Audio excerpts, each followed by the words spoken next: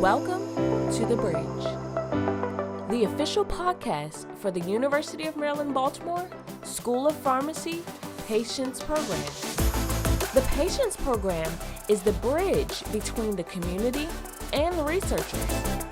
The Patients Program created this partnership to help researchers listen to the community's voice in order to build a bridge to an effective learning healthcare community. Here's your host, Rodney Elliott. And I'm speaking with none other than Colette Colclough. Colette, how are you? I am great, Rodney. It is so good to see you in person. Not in person, but it's so good to see you virtually.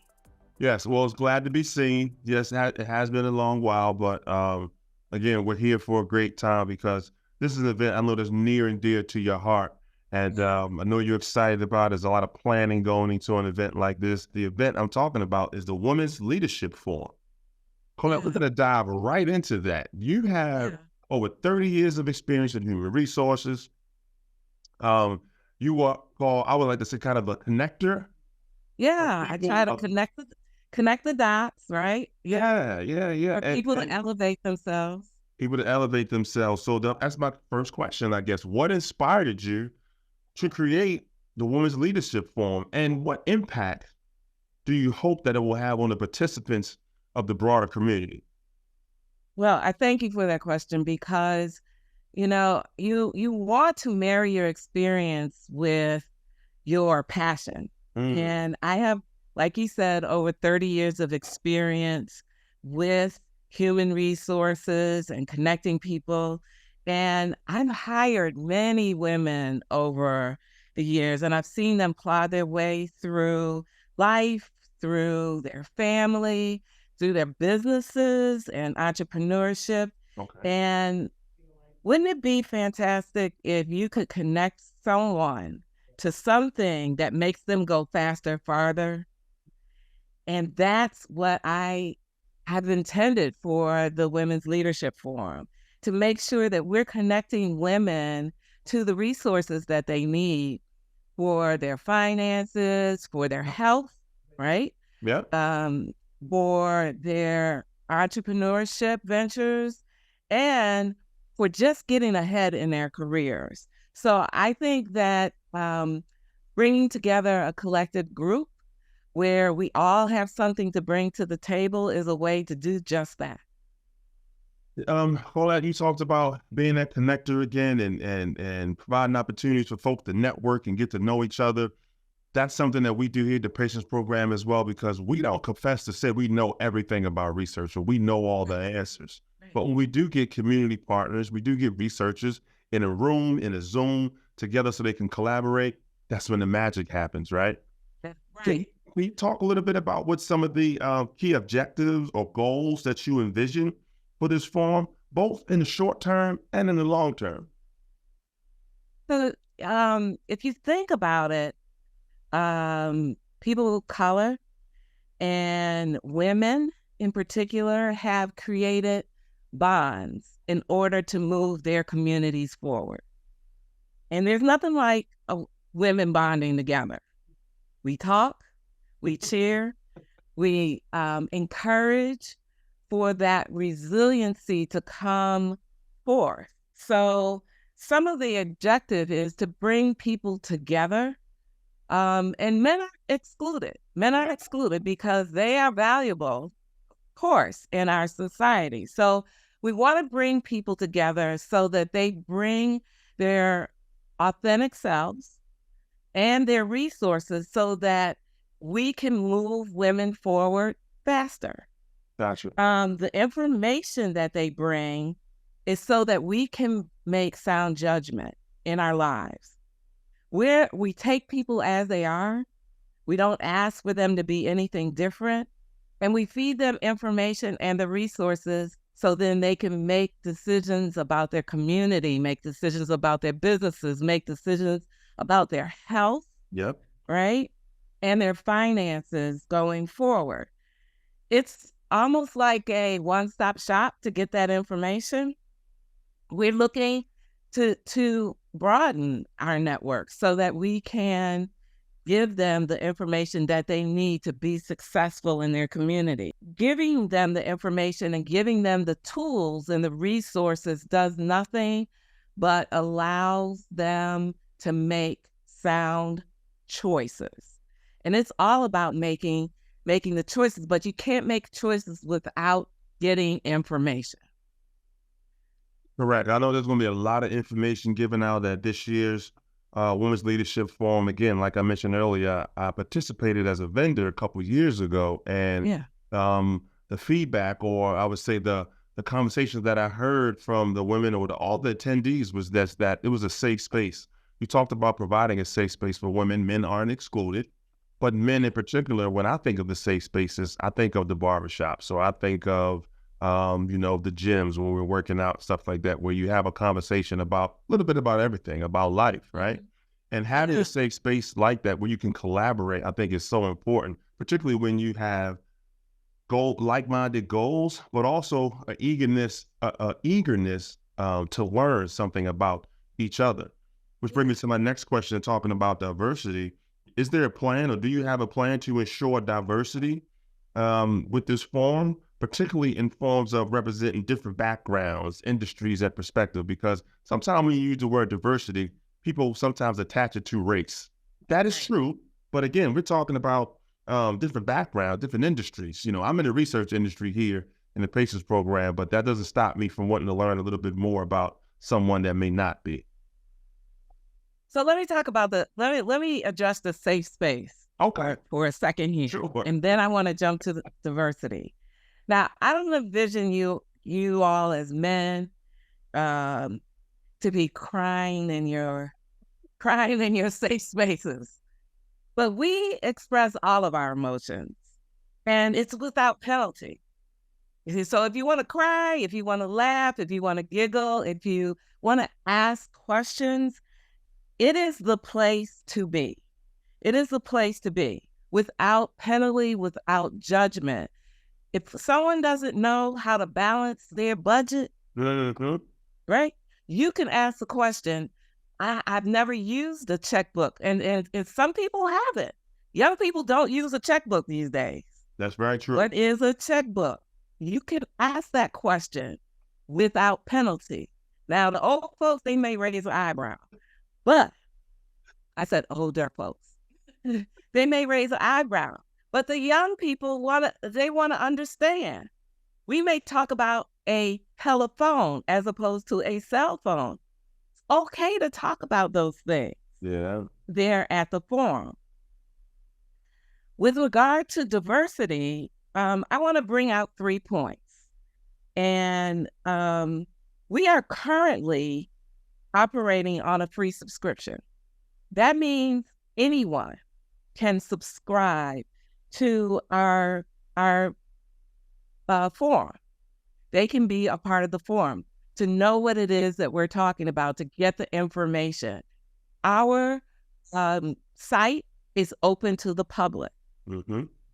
It is a free-based model. We are fortunate enough to be supported by friends of, businesses, and partners, volunteers who believe in our mission and who have parallel visions for women in our community. Again, it doesn't exclude men. Second, we thrive to support and speak to the masses and stay current. That is our duty. So even though I may talk about a telephone that you dialed at one point in time, I certainly should know about the cell phone and something about social media so that I'm speaking to our younger audiences who are part of the Women's Leadership Forum.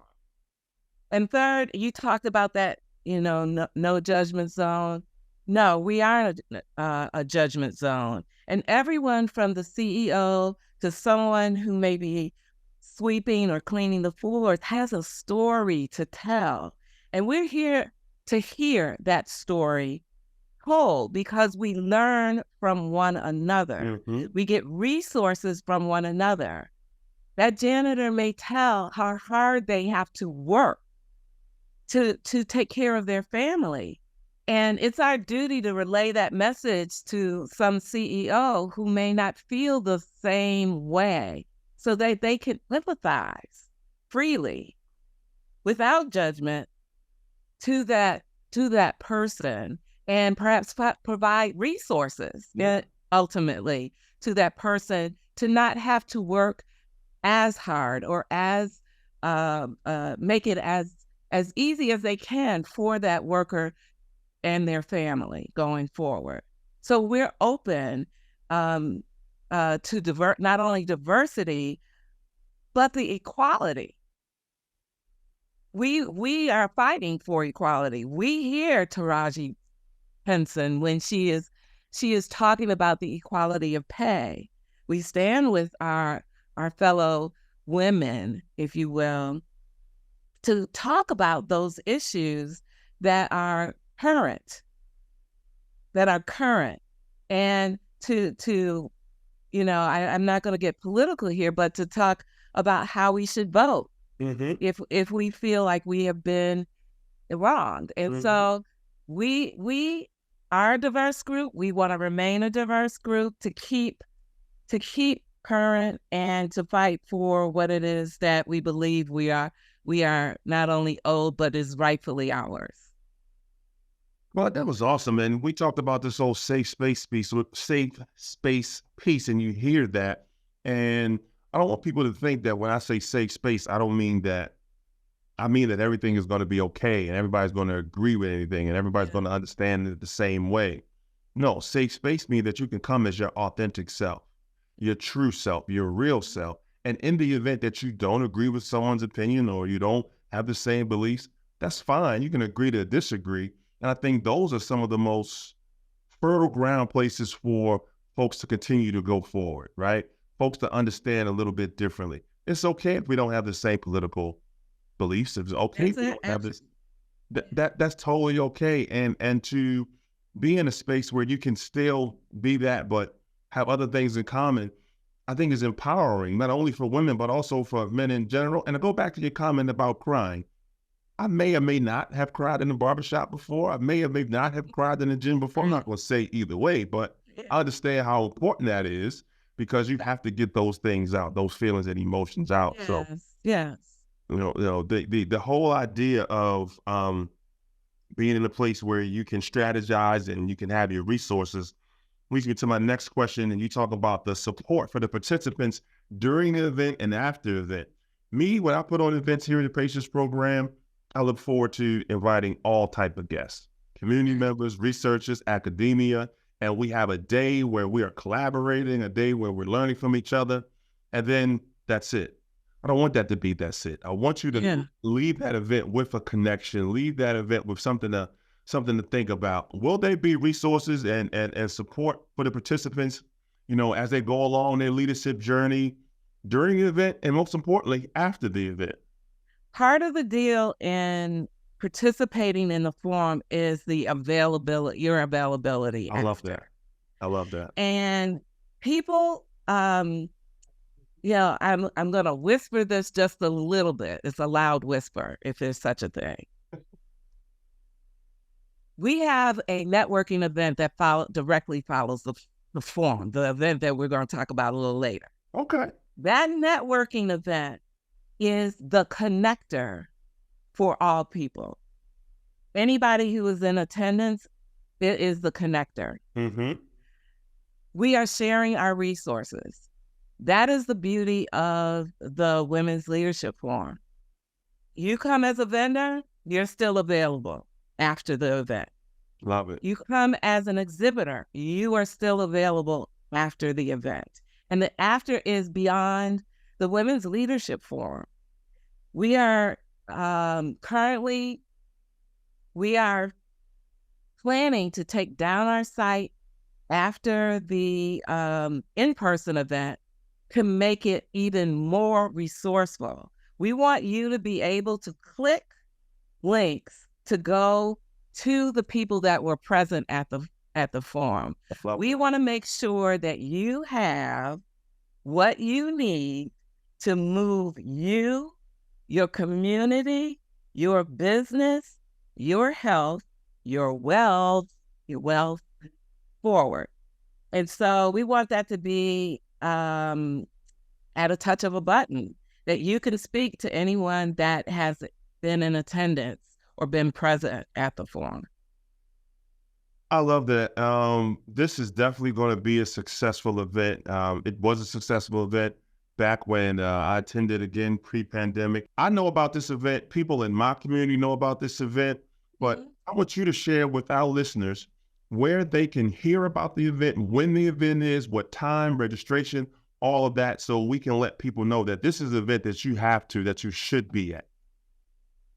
Okay, you're gonna have to calm me down. You might have to tell me back up, because I am so excited about this year's event.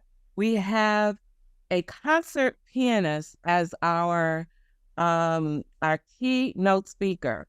We start at 8 a.m. with registration. You can get your tickets at the door by going to forward WLF.org.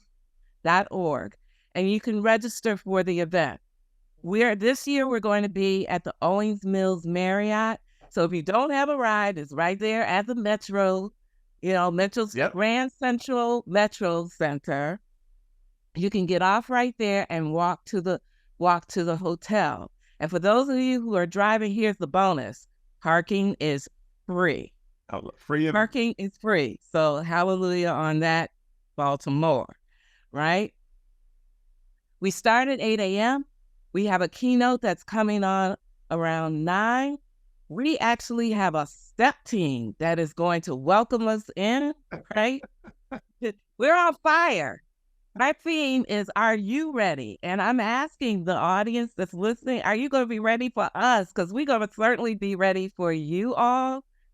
After that, we have over 15 sessions for you to choose from. Yeah. You are able to go from session to session. If you don't like one session, you can go to another. Our sessions will cover the areas of finance. They will cover the areas of your health and wellness, including how to be an advocate for yourself as a patient, right? As a patient.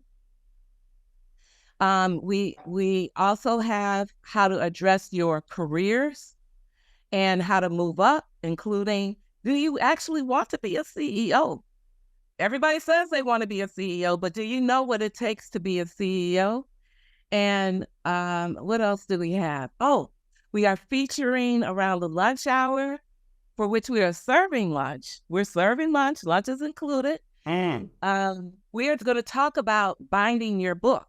And that is, if you have that book inside your head that you're trying to get on paper and you're trying to make a little cash with, we're going to actually talk about how that process works and what it takes to be an author. So we've got a little bit of something for everyone, including, we all talk about legacy and leaving our legacy behind. But have you started planning for that? Even as a 20-something, what should you do? What should you be doing in your 20s, your 30s, your 40s, your 50s, and some of us in our 60s? What should we be doing at this moment in time with our finances to ensure for the next generation to be secure? And so we want to inform you so that, again, you can make decisions going along as you take this journey called life. So I'm excited to have all of you. And again, I'm going to say it, forward WLF.org. You can find where you can purchase tickets and be a part of us at the Owings Mills Marriott at the Women's Leadership.